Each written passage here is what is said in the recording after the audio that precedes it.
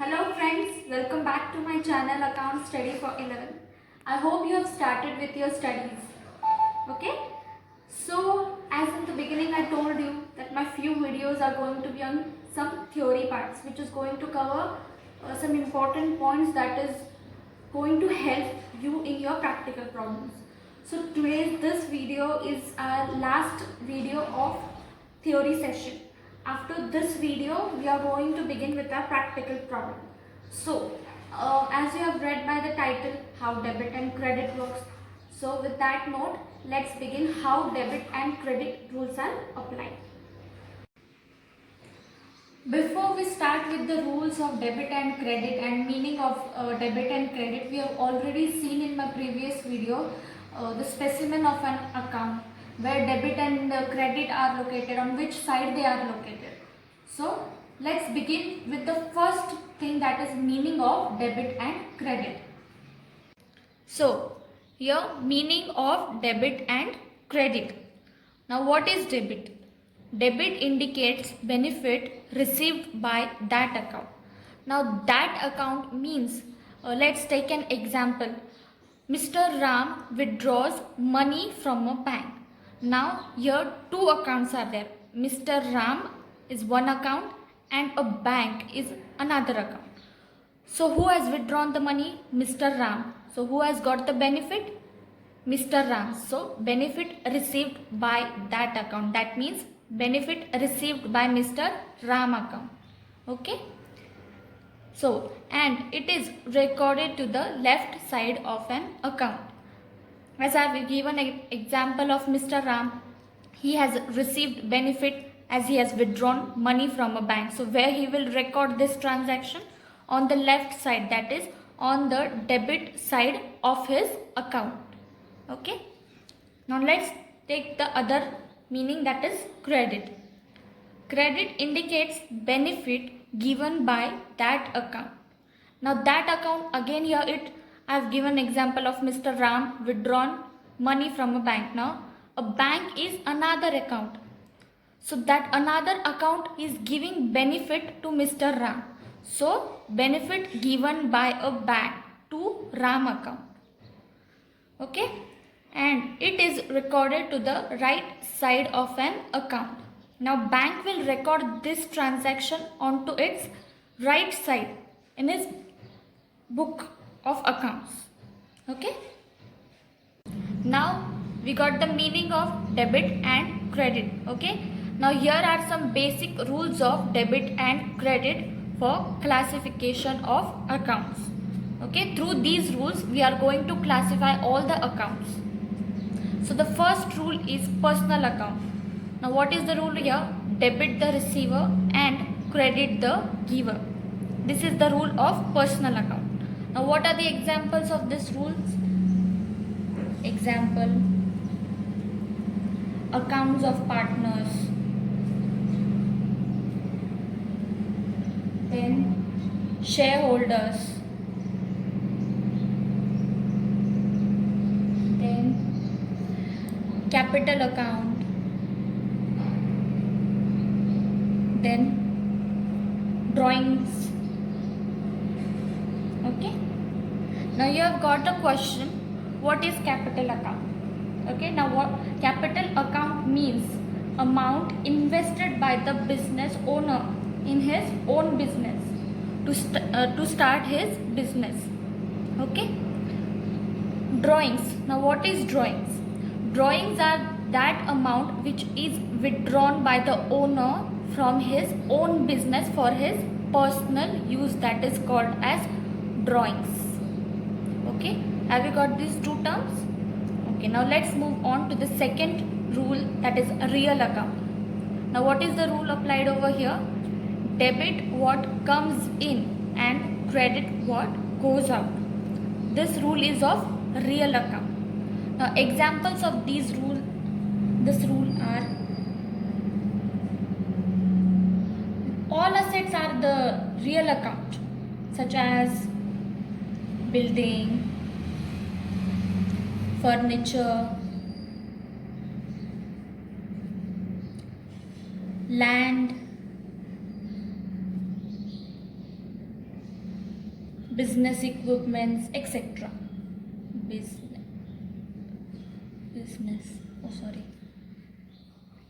business equipments. These are the examples of real account. That means this rule is applied to all assets. Okay. Now let's move on to the third account. Third account is nominal account.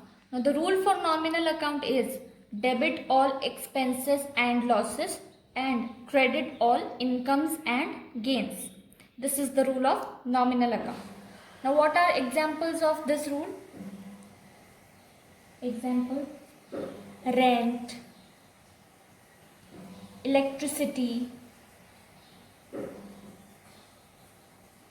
stationery related to your business. Whatever you are needed in your business, that stationery is also included in nominal account. Bank charges, etc. Now here this chart shows analysis of transactions by applying rules of debit and credit. This is traditional approach. Now applying rules of debit and credit has two approaches. First is traditional approach and the other is modern approach. From these two approaches we are going to learn the first approach, that is traditional approach. So here in this table, let's see some contents. Your serial number of transaction is given, transaction description is given. In this transaction, which two effects or two aspects are going to be covered, that column is given. Which two accounts are involved, classification of accounts, like which account it is, real account, personal account or nominal account, and the rules of all the accounts as we have seen previously, and which account is going to debit and which account is going to credit. These two columns shows that thing. Okay, so let's begin with the first example. Started business with cash rupees 10,000. Okay, this is the first transaction. Now which two aspects are covered over here? Cash comes in business and proprietor is giver of the capital. That means proprietor has invested his own money into the business for starting the business. Have you got these two aspects? Okay. Now which two accounts are involved in these two aspects? Now in the first aspect, which account it is? Cash account. And in the second aspect, proprietor account, that is proprietor's capital, then capital account is the another account involved in this transaction. Now we already know these two accounts come in which account? Cash account comes in real account and capital account comes in personal account. Now according to this account we have to apply rules. So what is the rule of real account? Debit what comes in. Okay. And what is the rule of personal account? Credit the giver. Why this debit what comes and credit the giver? Because cash has come into your business, that is why we are debiting cash account. Okay. And who is giving? Proprietor is giving money in the sense of capital to the business, that is he is the giver of the capital, that is money. So capital account will be credited over here. Okay. Now let's see the another example. Salary paid rupees 300 to Amit. This is the another transaction. Now here salary is an expense and rupees 300, that is cash, goes out. We are paying it to Amit as a salary. So through this we have to verify which two accounts are involved. Salary is an expense, that is which account is involved? Salary account. And cash account goes out, that is another account, cash account. Now we already know the classification of accounts, what comes in which accounts. So salary account falls under nominal account and cash account falls under real account. Simple, we have to apply rules to it. What is the rule of nominal account? Debit the expenses and real account credit what goes out. Now why debit and credit? As we have given salary to Amit, so salary account is going to be debited because that is the expense of our business. Or if you are a owner of your business, you are giving salary to someone, that is going to be your expense. So salary account is debited. Debit the expenses. Now what goes out? Cash goes out. That means we have to credit cash account over here. Okay. Now second example is creditors. Now what is creditors? A person or a company to whom money is to be repaid, it is called as creditors. Okay. Capital. I have already explained you what is capital in my first approach. So I need not to explain you again. Drawings also I have explained you. Okay. Let's take the third account, that is capital account. Examples of it: Ram's Capital, Sham's Capital, Messrs Ravindra Trades, Messrs Pandit and Kulkarni. Now what M/S means? How you pronounce it? Messrs. Now what is Messrs? It is plural of Mr. because when a firm is formed with more persons, like if a firm is formed with 2 or more partners, we represent it with Messrs. Okay. Now example of this revenues and gains. First is dividend received, second is interest received, third profit on sale of asset. These are examples of revenues and gains. Now the last account, expenses and losses account. Examples of it are rent, electricity, loss by fire and bank charges. Now let's see how this debit and credit works in accounting system. Let's take the first account, that is asset account. In this, let's take the first example of land account. For example, you have purchased new machinery in your business. Then that new machinery comes into your business and the amount of assets in your business increases. That means you have to record machinery account to the debit side of an account. So here increase shows plus sign, that means new machinery is added to your existing machinery account. And if your machinery account is facing any problem or it is totally damaged by its structure, it is not working properly, you have to dump it in a scrap material, so it goes out of your business. So you will effect it with credit side. You will post it on the credit side of an account of machinery. Here I have shown you increase and decrease, what it shows debit and credit. Increases means you have to post it on the debit side, and when it decreases you have to post it on the credit side. Now in liabilities account we will take an example of creditors. Now if creditors increased in your business, then you have to record it to credit side of an account. Because your creditors are increasing, that means you have to pay more persons or a company to whom you have to pay the amount. Then the rule of personal account applies over here. Credit the giver, as you are paying the amount from your business to the persons or a company.